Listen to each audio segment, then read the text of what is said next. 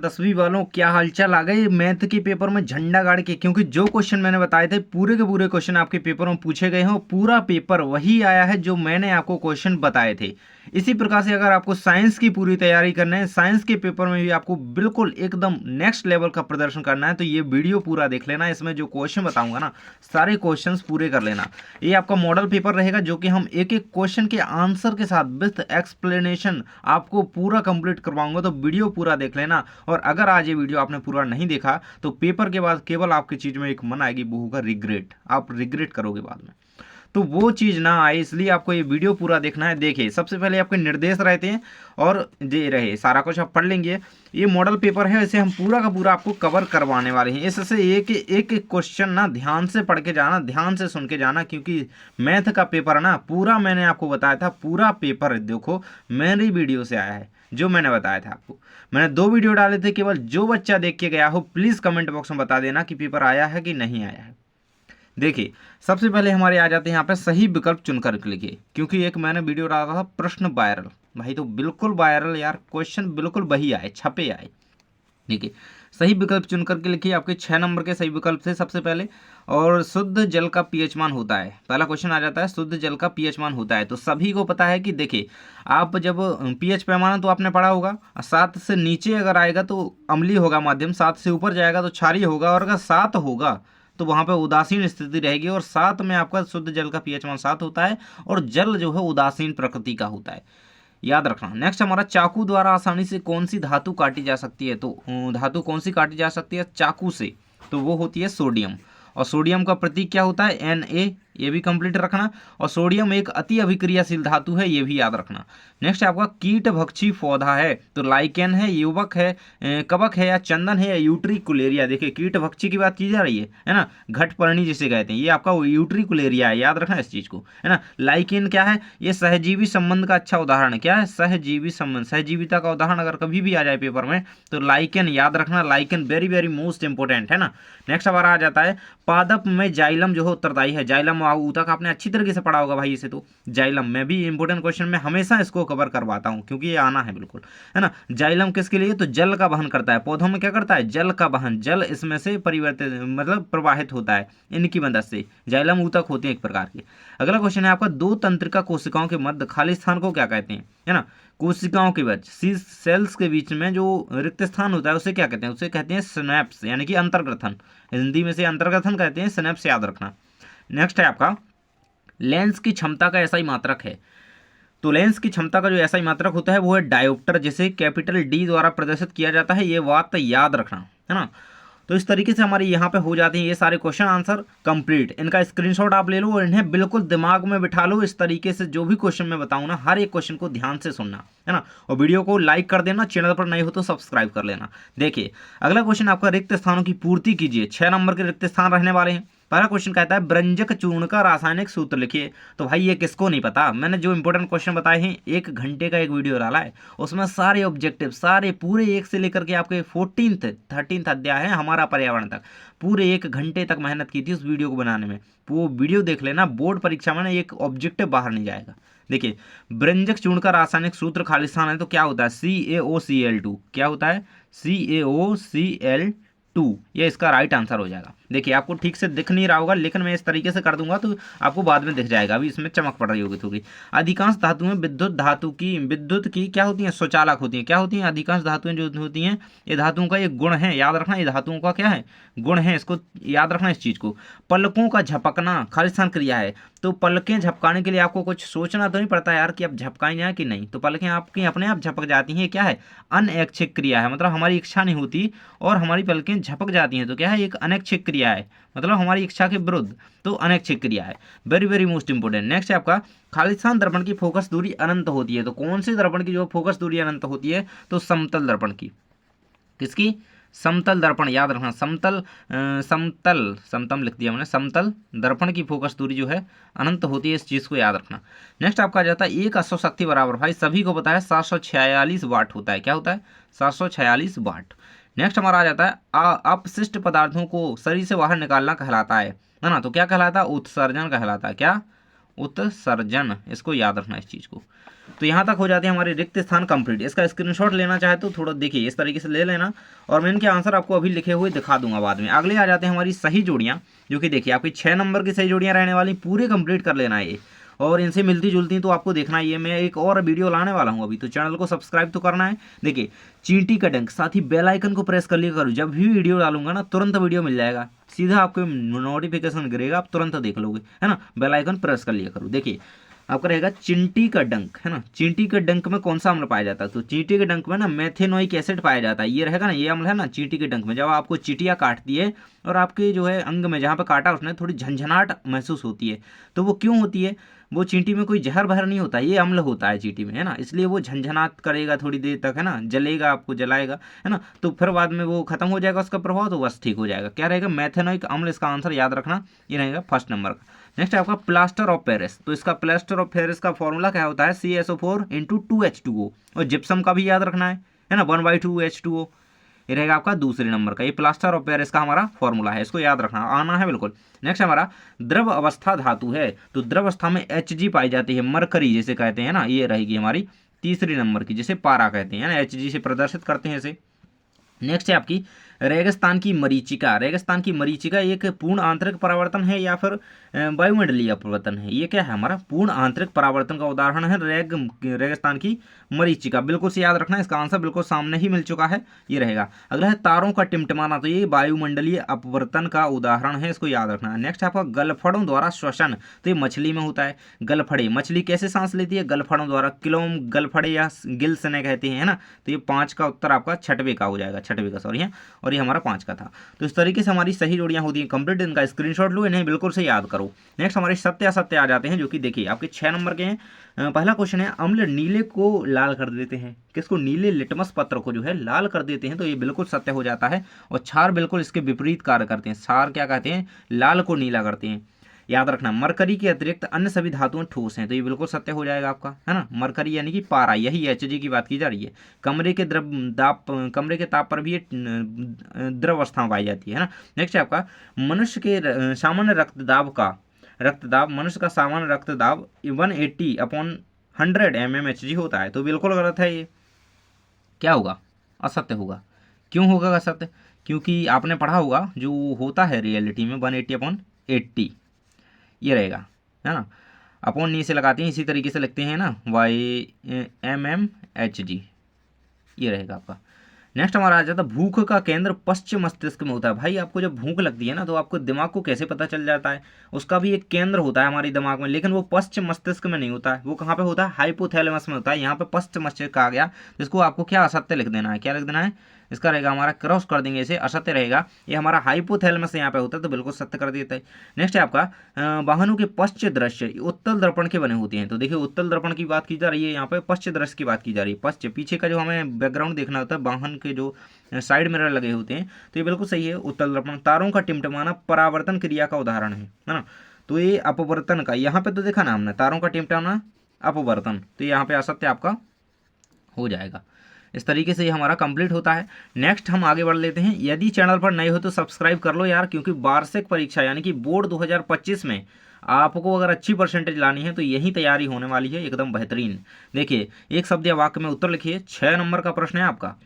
और पहला प्रश्न कहता है इसमें कि प्रश्न का प्रकाश का किसी सतह से टकराकर उसी माध्यम में वापस लौट जाना। देखिए इसको कैसे समझेंगे आप, देखिए जैसे ये है, यहाँ पे ये सतह है, यहाँ पे पानी भरा हुआ है, खूब अच्छा जल जलाउल भरा हुआ है। ये सूरज दादा इधर से अपनी किरणें छोड़ रहे हैं, कुछ ये आ जाती हैं इनकी किरणें, और यहाँ से आएंगी किरणें, ये परावर्तित होकर के यहाँ चली जाएंगी, तो ये क्या है, ये रिफ्लेक्ट हो जाएंगी यहाँ से, है ना। सूर्य की किरणें कुछ यहाँ से रिफ्लेक्ट हो जाएंगी, तो ये क्या है, यही है हमारा क्या, प्रकाश का परावर्तन।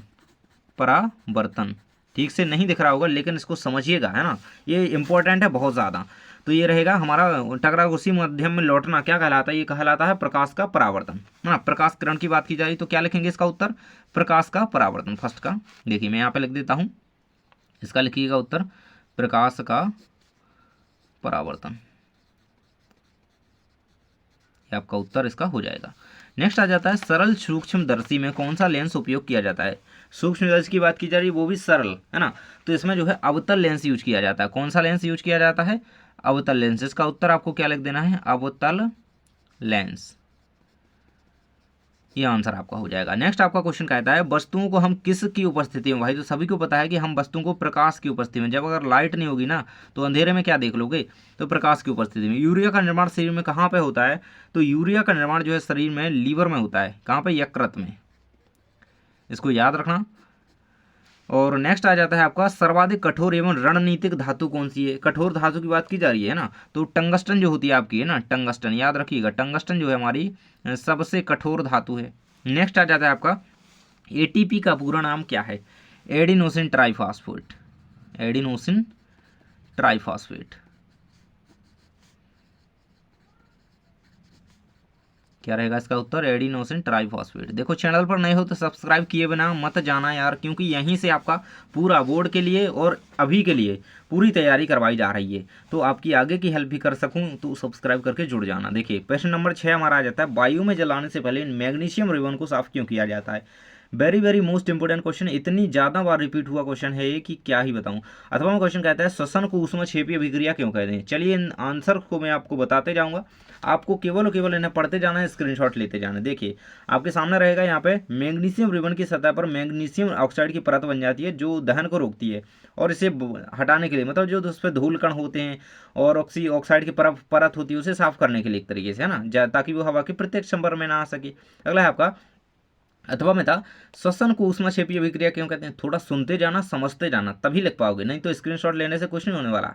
देखिए श्वसन में ग्लूकोज टूटता है और ऊर्जा के रूप में ऊष्मा उत्पन्न होती है, इसलिए क्या कहते हैं इसे ऊष्मक्षेपी। इसमें क्या देखिए उस श्वसन में देखिए हमने श्वसन ली, हवा अंदर ली, गैस अंदर ली, है ना, ऑक्सीजन को लिया अंदर, और वहां पे क्या होता है ग्लूकोज के रूप में हमारे अंदर ऊर्जा होती है, ग्लूकोज के रूप में, है ना, और वो ग्लूकोज थोड़े छोटे छोटे जो है टुकड़ों में टूटेगा, है ना, किससे, ऑक्सीजन से, और फिर उससे हमें ऊर्जा मिलेगी, उससे हमें एनर्जी मिलेगी, जिससे हम कुछ भी काम कर पाएंगे, है ना। तो वही ऊर्जा जब निकल रही है तो ऊष्मक्षेपी कहलाती है। जब ऊष्मा का उत्सर्जन होता है तो ऊष्मक्षेपी कहलाती है, तो वही इसीलिए से ऊष्मक्षेपी अभिक्रिया कहती है। नेक्स्ट आपका क्वेश्चन है 7वें नंबर का क्वेश्चन है जिप्सम क्या है, इसे क्या होता है जब इसे 100 डिग्री सेल्सियस पर गर्म किया जाए तो क्या होगा। तो चलिए मैं आपको इसका उत्तर बता देता हूं, आपकी स्क्रीन पर कंप्लीट आंसर इसका दिया गया है। जिप्सम का रासायनिक सूत्र क्या होता है, CaSO4 इंटू 1/2H2O। यहाँ पर गलत लिखा हुआ है 1/2H2O, याद रखना इसको, है ना। देखिए ये फिर या फिर इसका गलत लिखा है, तो ये यहाँ पे कुछ मिस्टेक है, इसको जरा से मुझे भी ठीक से क्लियर याद नहीं आ रहा। जब दोनों चीज़ें एक साथ होती हैं तो जरा क्लियर नहीं हो पाता है ना। 100 डिग्री सेल्सियस पर गर्म करने पर यह प्लास्टर ऑफ पेरिस में परिवर्तित हो जाता है, इस चीज़ को याद रखना, है ना। ये प्लास्टर ऑफ पेरिस का है और ये रहेगा आपका जिप्सम का, है ना। तो यही क्लियर है ना, आगे बढ़ लेते हैं भाई, है ना। और चैनल पर नए हो तो सब्सक्राइब जरूर से कर लो। उदासीनीकरण अभिक्रिया का है, हमारे 7वें के अथवा वाले का क्वेश्चन है उदासीनीकरण। देखिए जब अम्ल और क्षार अभिक्रिया करके, देखिए सीधे सा उत्तर बताता हूँ, जब अम्ल और क्षार अभिक्रिया करके क्या बनाते हैं, पानी और लवण का निर्माण करते हैं। जब हम लोग क्षार अभिक्रिया करते हैं और फिर पानी और लवण का निर्माण, लवण यानी कि नमक का निर्माण करते हैं, तो इसे उदासीनीकरण अभिक्रिया, इसका आपके सामने उदाहरण रहेगा, बिल्कुल से इसे कंप्लीट कर लेना। ये आपका उदाहरण रहेगा, ये रहेगा यहाँ पे पानी बन गया और नमक बन गया, H2O लिखा है ना, NaCl, ये क्या बना, पानी बना और ये नमक बन गया। तो इस तरीके से इसे कंप्लीट रखना, ये रहेगा, स्क्रीनशॉट इसका ले सकते हो। अगला क्वेश्चन आ जाता है पौधों में प्रकाश संश्लेषण की प्रक्रिया कहाँ संपन्न होती है। भाई तो सभी को पता है पत्ती में, कहाँ पे होती है, पत्ती में। और पौधों में कौन सा वर्णक पाया जाता है ये आपको बताना है।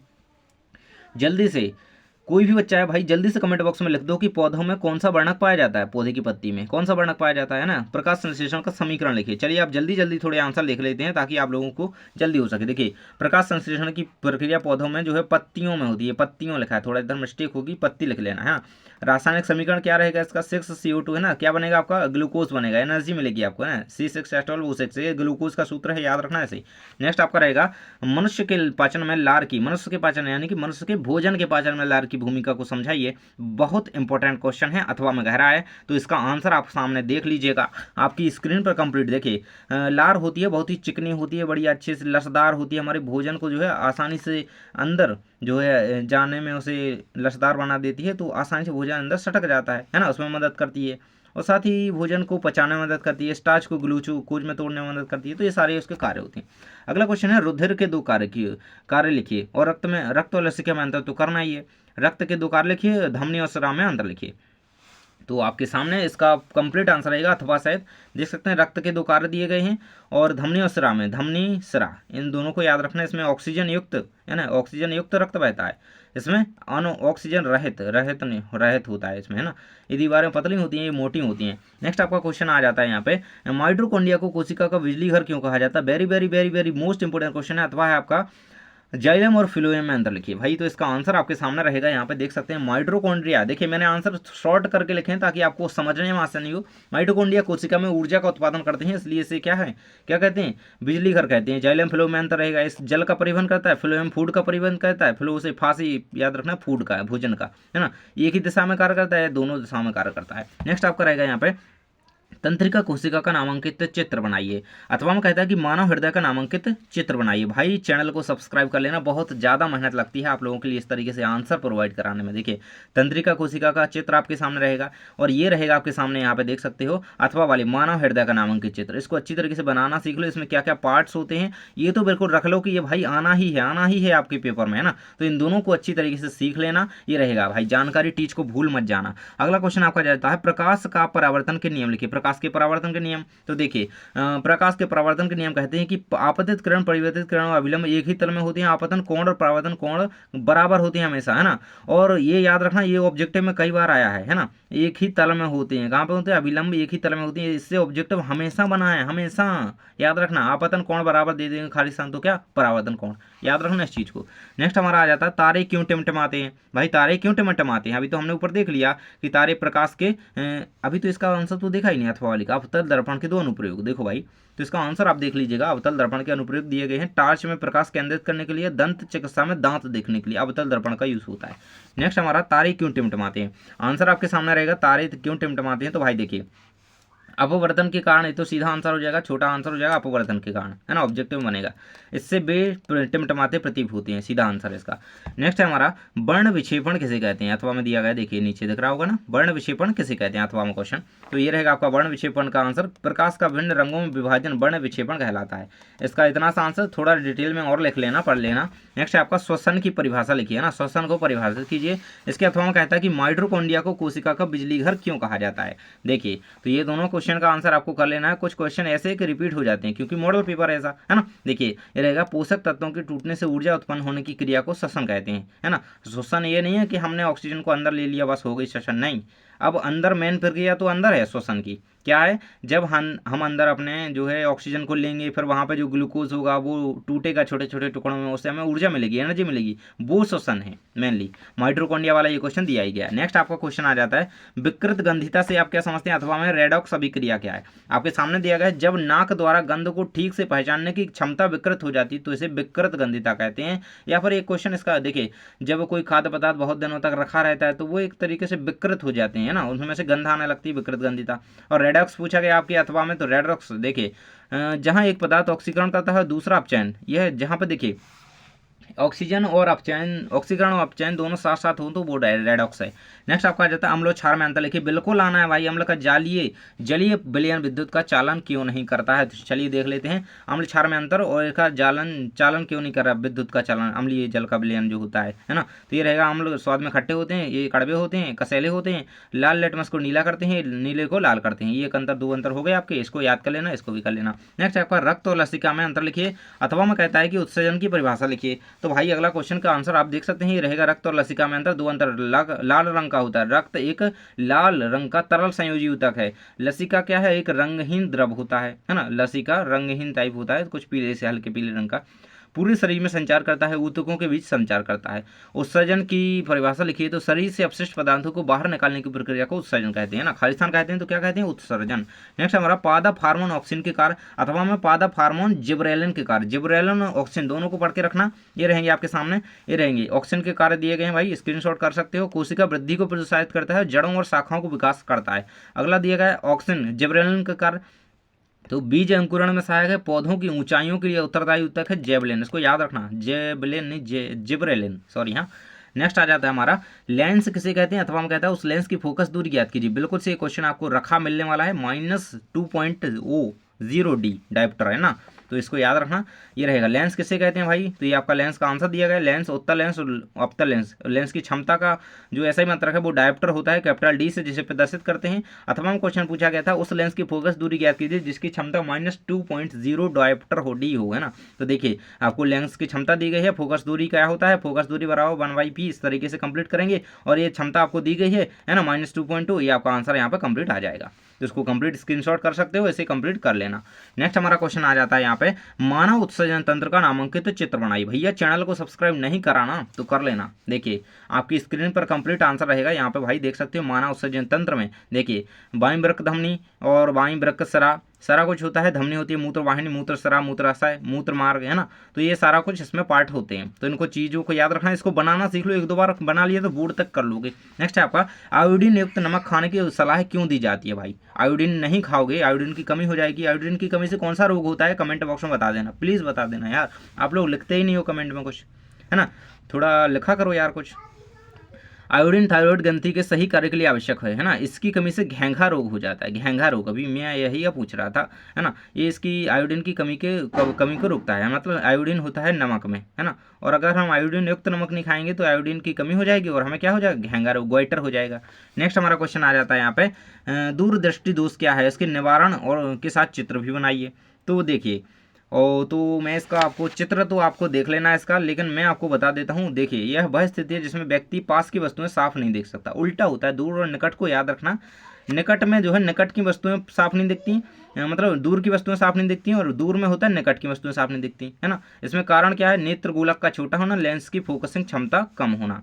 और इसका निवारण अगर लिखना चाहें तो निवारण को इस तरीके से आप लिख सकते हैं, दूरदृष्टि के उत्तर लेंस का उपयोग करके ठीक किया जा सकता है ना। चित्र आप बना लीजिएगा। अगला है अभिसारी और अपसारी लेंस में अंतर लिखिए। तो भाई ये रहेगा आपके सामने इसका अंतर, जो कि 3 अंतर के साथ कंप्लीट होता है। देखिए अपसारी, अभिसारी, अभिसारी और अपसारी दोनों को अंतर दिए गए हैं। नेक्स्ट हमारा क्वेश्चन आ जाता है, अगले पेज की ओर बढ़ते हैं भाई। देखिए तो क्वेश्चन कहता है वॉशिंग सोडा और बेकिंग सोडा के कोई 2 उपयोग लिखिए। तो आंसर देख लीजिएगा इसका, वॉशिंग सोडा और बेकिंग सोडा, इसके 2 उपयोग आपके सामने बताए गए हैं। देखिए मैंने इस तरीके से लिखे हैं ताकि आपको समझने में आसानी हो। यहाँ पे देख सकते हैं कपड़े धोने के लिए वॉशिंग सोडे का यूज़ करते हैं, केक और बेकरी उत्पादों खाना बनाने के लिए, है ना। इसका उपयोग हम आखिर किस में करते हैं, इसका हम उपयोग करते हैं अपनी किचन वगैरह में। और कठोर जल को नरम बनाने के लिए, एसिडिटी कम करने के लिए, है ना, एसिडिटी ये रहेगा। नेक्स्ट आपका आ जाता है प्लास्टर ऑफ पेरिस किसे कहते हैं, इसे आर्द्रतारोही बर्तन में क्यों रखा जाना चाहिए। तो ये रहेगा आपका क्वेश्चन का आंसर। यहाँ पे देखिए प्लास्टर ऑफ पेरिस का सूत्र आपको दिया गया है। देखिए वहाँ पे कुछ कंफ्यूजन हुई थी ना हमें, ये यहाँ पे क्लियर है बिल्कुल, यही इसका बिल्कुल राइट सूत्र है, CSO4 × 1/2H2O। मैंने वहाँ पे विपरीत बता दिया था, सॉरी। हाँ नेक्स्ट रहेगा हमारा आर्द्रता बर्तन में रखने के कारण क्या है। तो देखिए हवा या नमी के संपर्क में आने पर यह क्या है, कठोर हो जाता है, जिप्सम बन जाएगा भाई, तो बिल्कुल जम जाएगा, है ना। तो ये आप याद रखिएगा इसको। इसके बाद आपसे पूछा गया मानव मस्तिष्क का नामांकित चित्र बनाइए। तो इस तरीके से आपको इसका कंप्लीट आंसर कर देना है। ये रहेगा मानव मस्तिष्क की संरचना, इसको कंप्लीट भैया कर लेना। देखिए हाइपोथैलेमस हो गया, सेरेब्रम हो गया, लघु, सारा कुछ आपको दिया गया, इसको कंप्लीट कर लीजिएगा। नेक्स्ट हमारा दिया गया अथवा है लास्ट क्वेश्चन। भैया चैनल को सब्सक्राइब, वीडियो को लाइक नहीं कराया ना तो कर दो प्लीज़ यार। देखिए मानव की विभिन्न, है ना, मानव मस्तिष्क के विभिन्न भागों के नाम, उनके 4 कार्य लिखिए, उनके कार्य लिखिए। तो देखिए इस तरीके से अग्र मस्तिष्क, मध्य मस्तिष्क और पश्चिम मस्तिष्क, ये मानव के मस्तिष्क के प्रमुख भाग हो जाते हैं, इनके कार्य यहाँ पे लिखे हुए हैं।